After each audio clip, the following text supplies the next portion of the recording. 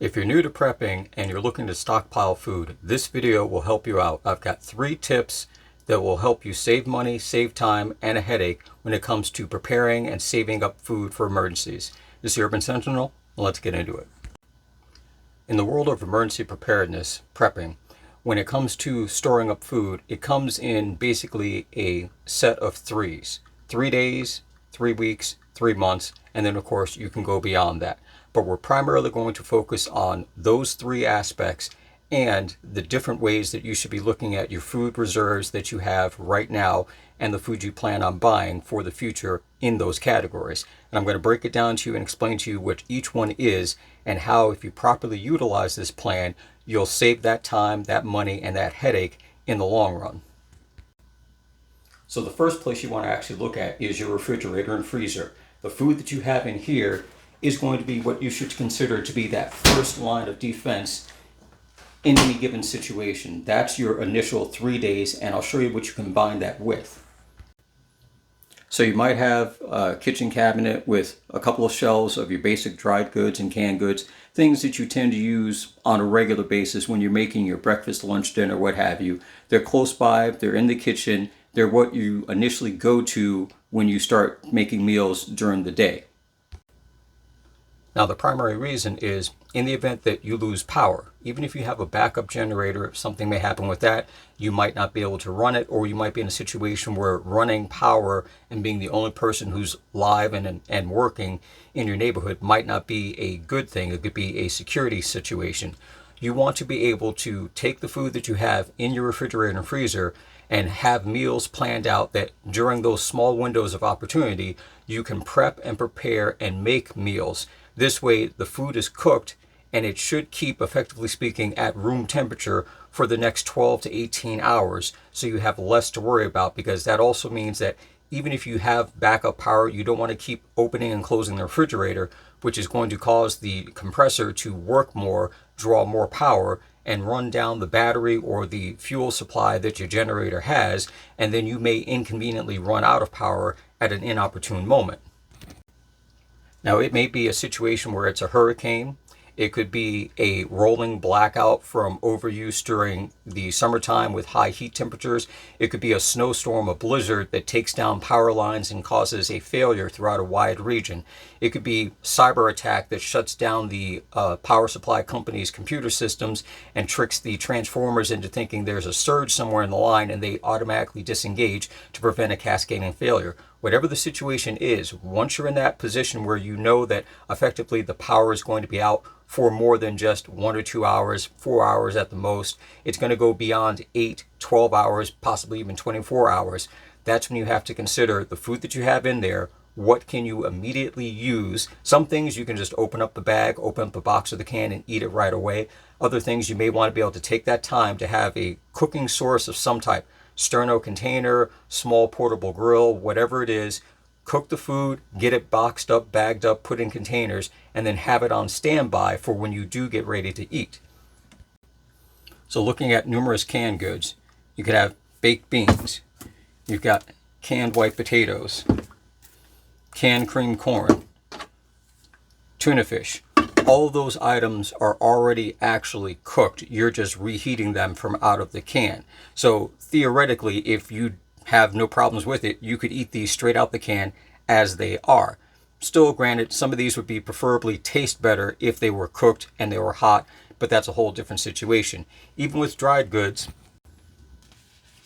such as oats, pasta,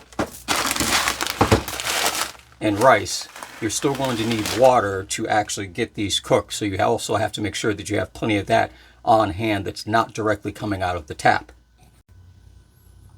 Now, going back to canned goods, most canned goods on average have a shelf life in the can, as long as they're kept cool, of 1.5 years to 2.5 years, depending upon the manufacturer and the type of actual food in the can. But you have a safe bet of minimum 18 months or longer. Now, where people go back and forth on is when it approaches that best buy date, that period, and going forth afterwards, as long as the can hasn't been compromised and it hasn't been structurally damaged or exposed to excessive heat over a period of time, It's just simply the nutritional value of the food begins to degrade. So even though the food itself is still effectively good, it's losing that nutritional content that it was packed with. So over the course of 24 months, 30 months, the value in that in terms of actual nutrients gets lower and lower and lower. There will be a certain point where it'll taste funny. It may look funny, in which the rule of thumb is when you crack it open,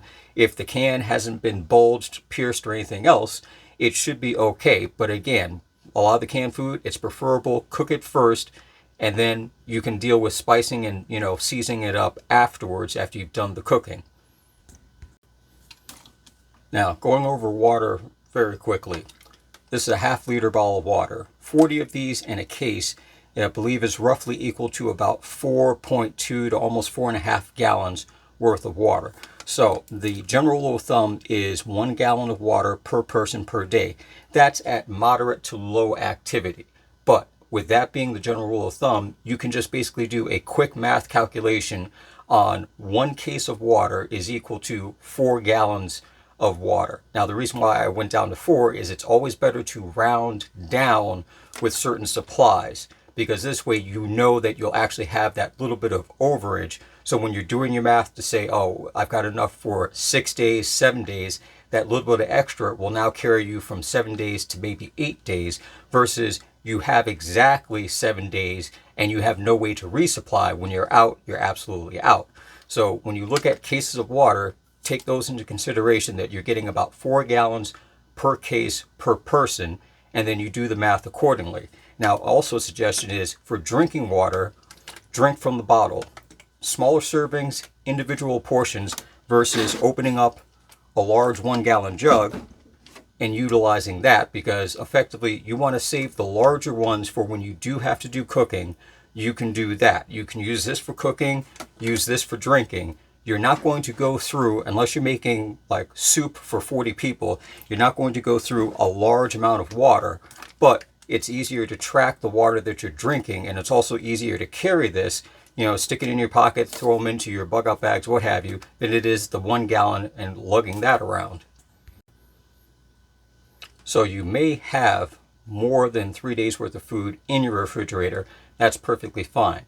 The bare minimum is to plan it out for 3 days, because also, again, you run into the problem that if you have more food than you have power to cook it and power to keep it preserved, then you're at a certain point going to have to cut your losses on a lot of that fresh food and the food that's already open. So it's one of those things where you may have the first 24 to 72 hours where you're effectively eating breakfast, lunch, dinner with 3 or 4 snacks through the day, to get through a lot of the food that, instead of it going bad, you're at least consuming it.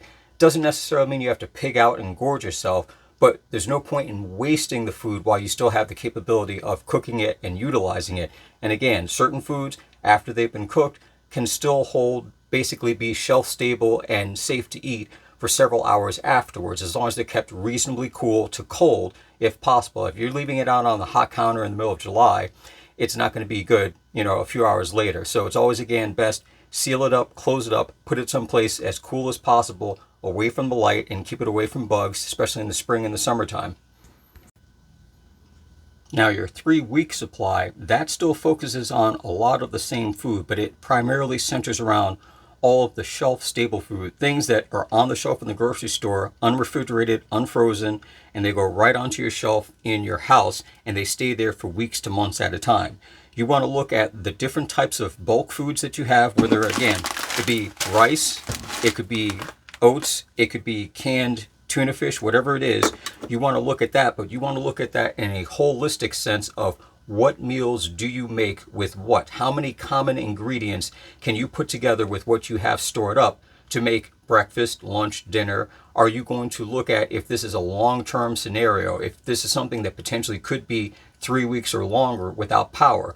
And side note, it doesn't specifically have to be a no power situation. You could have power up and running, but perhaps there's a supply chain disruption where the food, the goods, and everything else aren't being shipped. They're not being distributed. So grocery stores are there and they had food, but now they can't get anything from the warehouse because the warehouse hasn't gotten anything through the distribution network because a cyber attack has shut it down.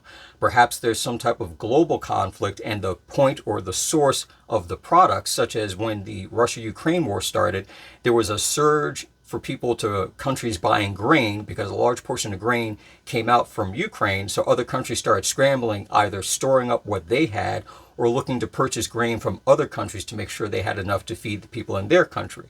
All those little things like that, you can have all the power in the world, but if the supply isn't being distributed, or when it is, as we saw with the case of many times with 2020, the cost goes up exponentially. Right now, we're still dealing with the growing effects of the tariffs. And if you combine that with any other little hiccup in the road, suddenly the things that are on the shelf have gone up 20%, 40%, 50% or more. And the availability, because there's such a demand on it, it takes a lot longer for that supply to be refilled. So you may be in a situation where it's not a case of you are out of power. It's simply a situation that you can't afford to buy the same amount of food that you bought 2 weeks earlier, or you have to wait an extra week and a half for something to come in, and it's going to cost even more once it does get here.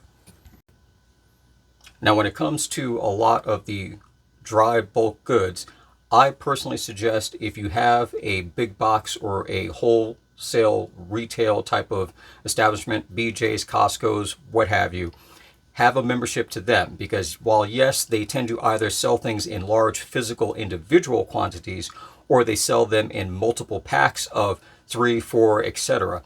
Those are always good, especially for a lot of the products, because what you can also do to save yourself a little extra time is you can take anything from the simple Ziploc plastic bags, measure out the amount. So let's say, for example, you have the rice. You might want to measure out so many cups and fill in a small bag, mark it, and you might have 5, 6, 7 of them, because the advantage is then you can take those bags of rice out of the one single container, because again, all your eggs in one basket, something you don't want to do.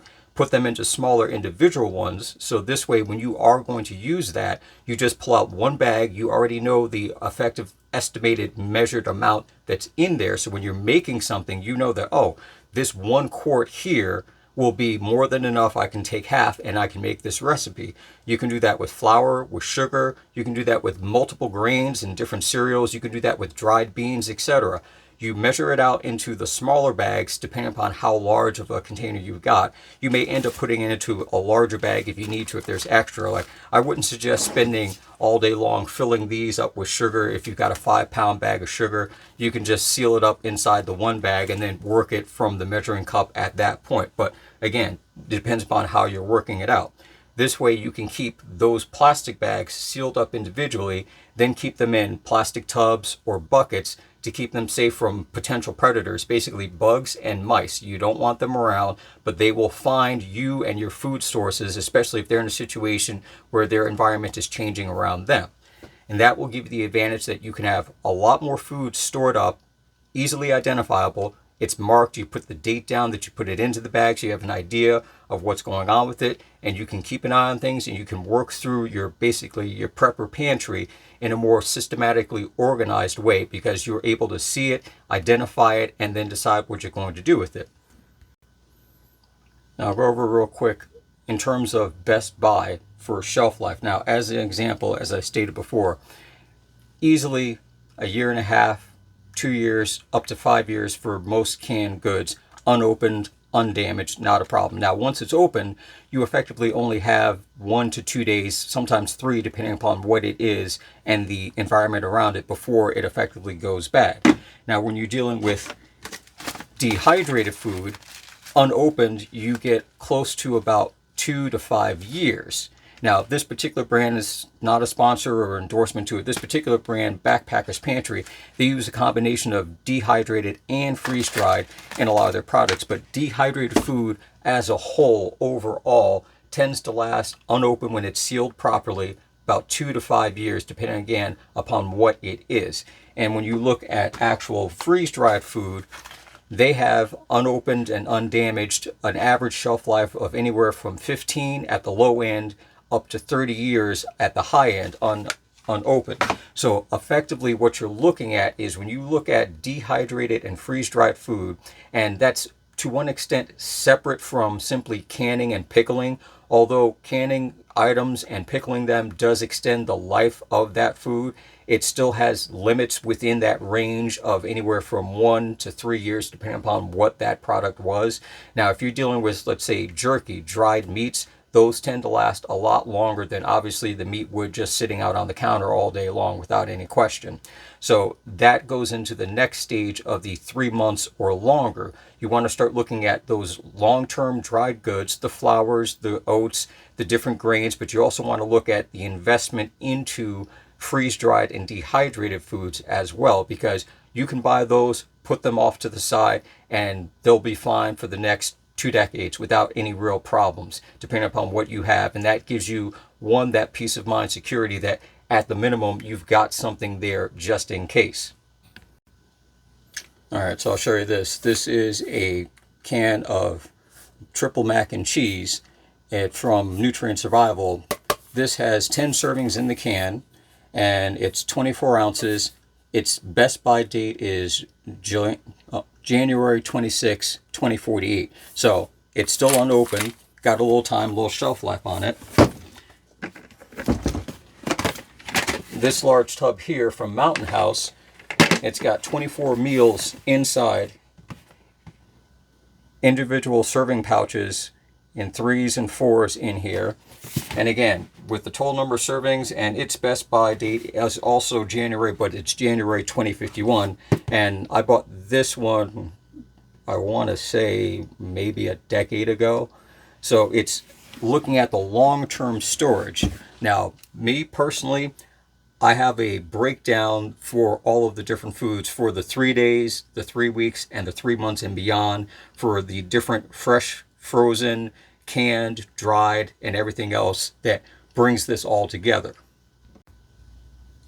So everything in your refrigerator and freezer, that's within that immediate use 3-day window. That's the stuff that if you're under those adverse conditions, you want to still look at clearing that out first. Now again, if you still have power and your refrigerator and freezer are up and running, then you can continue to go about your normal shopping pattern. Now, anything that you're going to put on the shelf to stock up in that 3-week period, you want to still look at what combination of ingredients do you have to make multiple meals. Even if you're in a belt tightening situation where you're just going to have effectively one good meal at the end of the day so no one goes to sleep hungry, and then small little snacks to kind of keep you occupied and keep you going during the rest of the day as you wait till dinner time to eat that one big meal. That's going to, again, look at 3 weeks and dragging it out and pushing it out as close as you can to 3 months. The 3 months is still a lot of the canned goods that we already covered and a lot of the dried and bulk goods on there. I personally view the freeze-dried and dehydrated food, the items that I showed you there, as that's being the last ditch thing. That's the situation where you've used up everything in the refrigerator. The few grocery stores that still have groceries, everything is 200% more, and it's just like we used to see in the photographs and the video from the Soviet Union during their communist days back in the 60s, 70s, and 80s, where people are waiting in long lines just to be told there is no more bread. It's for when the supply chain is broken and nothing is getting refilled. It's for those situations where you've gone through all of your shelf stable stuff. You've made all of your different meals and ingredients. You went from eating 3 meals a day for 3 weeks to 2 meals a day for 2 months to 1 meal a day for another month. And now you're down to what is left in the freeze-dried and dehydrated containers. Then you're at your absolute bottom barrel at that point in time. And the other reason why I say that is because the freeze-dried and dehydrated stuff that's professionally packaged still costs some money. And there's a balance to it. While that one tub that I showed you had 24 meals, I think the average cost for most things like that are over $120. Now, granted, as today's prices, $120 in a grocery store, you probably couldn't buy all of the ingredients in the amount that you would need to make those 24 servings. But again, that comes down to you have to kind of weigh your options. But me personally, I feel holding the food that is going to stay shelf stable the absolute longest, keep that as your last bullet in the gun type reserve situation, and work through all your dried goods, all your canned goods, all of the other fresh and frozen stuff. Work through all that first, And then as you get closer to depleting that supply, you can start looking to see, okay, is it a case of we need to go elsewhere for food? Is it a case of we can order it and it just takes 2 weeks to get here, or we have to get a special ticket number to go down to the grocery store, or whatever the case may be? That's one of the ways that you can look at the long-term savings. Yes, if there's an opportunity, coupons, buy one, get one, always do that when you're grocery shopping. Maximize all of those things from the different grocery stores. And as we all know, nowadays, it used to be you could just go to one grocery store and get everything you needed. Now you're taking those 1 or 2 trips to different stores, sometimes the same day, sometimes just different days during the week, to get all the stuff you need, and it's getting to be a lot harder. So you break it down into those little things like that, and you prepare yourself that way.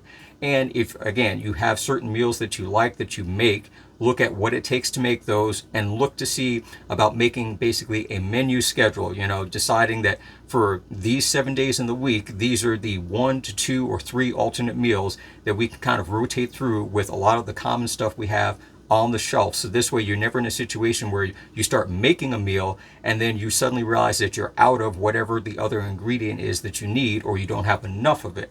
And this is a way to kind of help pull everything together. So when you are trying to prep and save money and build up a stockpile, you're doing it in an effective manner that it doesn't cut into your regular 9 to 5 day. It doesn't cut into your, Monday through Sunday week of eating. It just makes sure that you have a little bit extra put off to the side to store up, and you've got certain things laid out and planned out.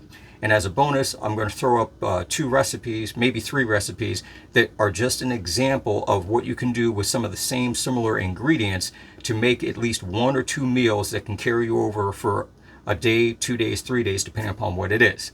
But that's it for now. I'll catch you in the next one. Not it for now.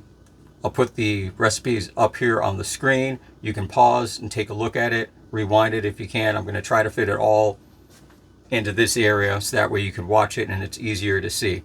Until then, hit the like button, hit the hype button, and then I'll catch you in the next one.